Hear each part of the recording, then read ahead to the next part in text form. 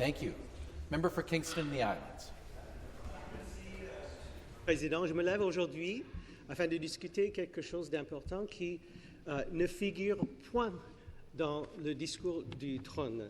It's the energy supply crisis knocking at our door at the same time that we have a climate crisis, which is already the elephant in the room. Now, experts have been looking at the closure of the Pickering nuclear plant and the urgency of climate action.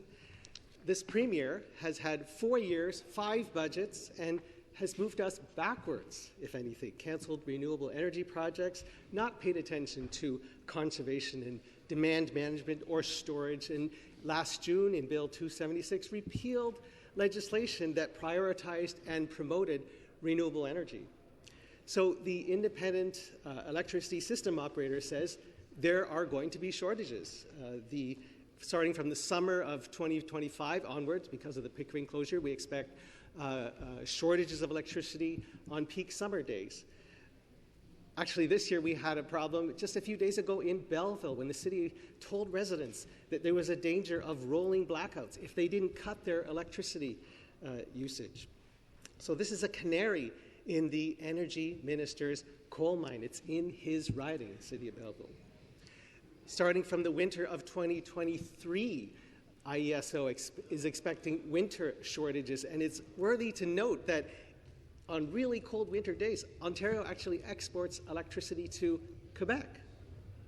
We're expecting shortages, and yet we need to transition to electric vehicles. If that's the government plan, we'll need more generation infrastructure to support electric vehicles. Now, there was no mention in the throne speech about new clean energy generation, storage, conservation, demand management, load shifting, transmission infrastructure, or sourcing electricity from other provinces. And what's the result? The result is delays. So imagine you want to buy electricity from another province, and it's the last minute. You're in a really poor negotiating position, and that's going to make things more costly. It's going to be more costly because now we're considering more nuclear energy without planning properly.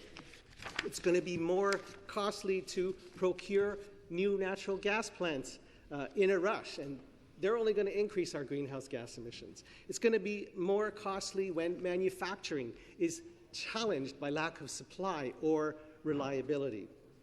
Now, this government will talk about cheaper electricity, but I say don't be penny wise and pound foolish. Don't ignore supply and reliability that's needed by people at home and at their workplace.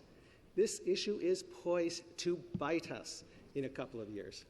Don't forget to think ahead.